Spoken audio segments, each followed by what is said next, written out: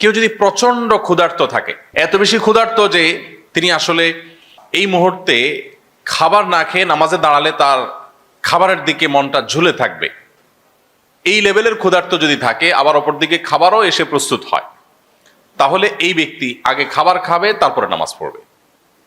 এমনকি জামাত যদি ছুটে যায়, যাক, তিনি আগে খাবার খেয়ে নিবে। কারণ এই কোন রকম নামাজ পড়ার চাইতে ইসলাম চায় প্রত্যেকটা কাজ যেন আমরা পারফেকশনের সাথে করি, যথাযথভাবে করি, সবচেয়ে সুন্দরভাবে করি। নামাজ পড়বো পরিপূর্ণভাবে আল্লাহ স্মরণের জন্য, আমার আল্লাহ স্মরণে ব্যাঘাত সৃষ্টি হতে পারে সেরকম বিষয় যেন না থাকে। এই জন্য ইসলাম বলে এই লোক খাবার দাবার গ্রহণ করে তারপর নামাজ পড়বে। আবার এই মাসআলা সকাল বিকাল দুপুর তিনবারে যদি আপনি অ্যাপ্লাই করতে থাকেন, প্রতিবেলা চিন্তা করেন যে আগে খাবো, চা চক্র হবে, তারপরে নামাজ হবে, মসজিদে জামাত যায়, যাক, তাহলে সেটা ভুল হবে।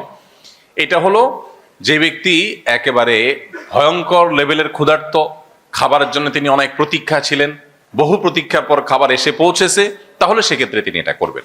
ঠিক একইভাবে আপনি যখন নামাজে দাঁড়াবেন, আপনার নামাজের সামনে বিশেষ করে দৃষ্টিসীমার মধ্যে এমন কিছু থাকা উচিত না যেটির ফলে আপনার নামাজের মনোযোগ নষ্ট হতে পারে। সহিহ বুখারীর একটি হাদিস আছে, নবী করিম সাল্লাল্লাহু আলাইহি সাল্লাম একবার একটা কাপড় তাকে দেয়া হলো নামাজ পড়বার জন্য। তিনি সেই কাপড়ের উপরে দাঁড়িয়ে সালাত আদায় করলেন। সালাত আদায় করার পর শেষ করে সালাম ফিরিয়ে তিনি বললেন, আমাকে এই কাপড় কে দিয়েছো তোমরা?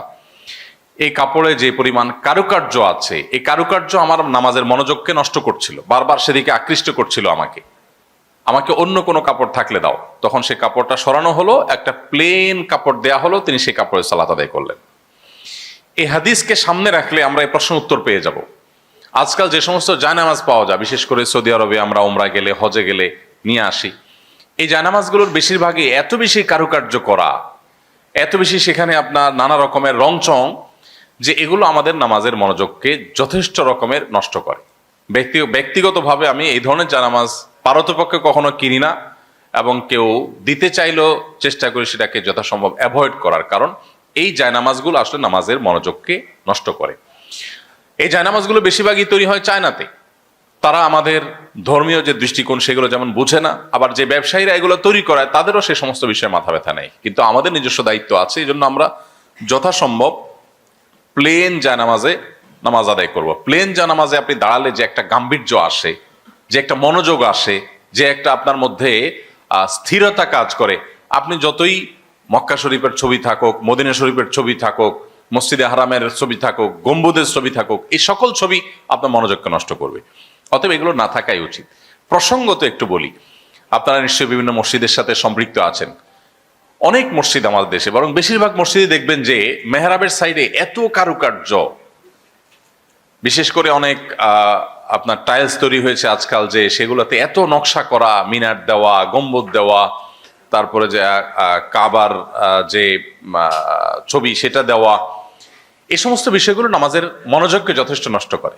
মসজিদের সামনের সাইডটা অন্তত, যেখানে মানুষ নামাজ পড়ার সময় তার দৃষ্টিসীমার মধ্যে পড়বে, এই সাইডটা যথেষ্ট ভাব গাম্ভীর্যপূর্ণ থাকা দরকার, যথাসম্ভব সিম্পল থাকা দরকার। এখানে আপনি পাথর লাগান, সেটাকে আমি নিষেধ করছি না, কিন্তু কারুকার্য নয় যেটি আমার মনোযোগকে নষ্ট করতে পারে। তো এই জন্য জায়নামাজের সময়, জায়নামাজ যদি কেউ নকশাওয়ালা জায়নামাজের নামাজ পড়েন, তার নামাজ হয়ে যাবে, কিন্তু তার মনোযোগ নষ্ট হওয়ার কারণে নামাজটার কোয়ালিটি কমে যাওয়ার আশঙ্কা আছে। এ হলো বিষয়। এর বাইরে কাবার ছবি টবি থাকলে সেগুলো আমাদের কখনো পায়ের নিচে পদদলিত হয়, দেখতে দৃষ্টিকটু লাগে, এটাও একটা ব্যাপার আছে। আর এর বাইরে অন্য কোনো ছবি থাকলে, মসজিদের ছবি থাকলে কোনো অসুবিধা নেই, নামাজ হয়ে যাবে। পাশাপাশি একটু বলে রাখি, একটা বিষয় আছে যে আপনারা অনেকে হয়তো জানেন, অনেক জায়নামাজ আছে খুব গভীরভাবে তাকালে আপনি দেখতে পাবেন যে সেখানে বিভিন্নভাবে মূর্তির ছবি আঁকা। আমি জানি না আপনাদের কারো এই অভিজ্ঞতা আছে কিনা, আমি বহুবার দেখেছি। শুরুতে আমি যখন এই বিষয়গুলো শুনতাম, আমার কাছে মনে হতো যে এগুলো জাস্ট একটা কন্ট্রোভার্সিয়াল ইস্যু, মানুষ বোধ হয় অহেতুক এই সমস্ত কথা তোলে। কিন্তু খুব ডিপলি বারবার করে দেখার পর আমি দেখলাম যে হ্যাঁ, বিষয়টা সত্য। তো এটি আপনাদের সাথে শেয়ার করার উদ্দেশ্য হলো একটু সতর্ক থাকা, যে একটু ভালো করে নজর দিলে আপনি বুঝবেন যে এখানে আসলে কোনো অবয়ব, কোনো প্রাণী, কোনো মূর্তি, কোনো অবয়ব এখানে আদৌ দেওয়া আছে কিনা। কারণ আমরা আগেই বলেছি, এই জায়নামাজগুলো প্রায় প্রায় 100%। সামান্য কিছু জায়নামাজ তার্কিতে তৈরি হয়, অন্যান্য দেশে যেটা তৈরি হয় একেবারে উল্লেখযোগ্য না। এগুলোর প্রায় বেশিরভাগই তৈরি হয় অমুসলিম কান্ট্রিগুলোতে, এবং অমুসলিমরাই তৈরি করে, তাদের মতো তারা ডিজাইন করে, এবং সেগুলোর পেছনে এই জাতীয় নকশা কিন্তু থাকে। এই জন্য এই ব্যাপারগুলোতে আমাদের খুব কেয়ারফুল থাকতে হবে। আমার অজান্তে আমি যদি এরকম জায়নামাজে নামাজ পড়ি, নামাজ হয়ে যাবে, নামাজ হয়ে যাবে, কিন্তু ওই জিনিসটার কুপ্রভাব থেকে আমি মানে বাঁচতে পারবো না। যেহেতু আমি জানি না, আমার গুনাহ হবে না, কিন্তু আমি যদি দিন শেষে আমার অজান্তেও কোনো প্রাণী প্রতিমার উপর আমি সিজদা করি, তাহলে সেক্ষেত্রে এর যে একটা কুফল আছে, এর যে কুপ্রভাব আছে, সেটা কিন্তু আমার মধ্যে পড়বে। আল্লাহর কাছে আমি দায়ী থাকবো না, অপরাধী হব না, কিন্তু প্রভাবটা আমাকে অ্যাভয়েড করার সুযোগ কিন্তু নেই।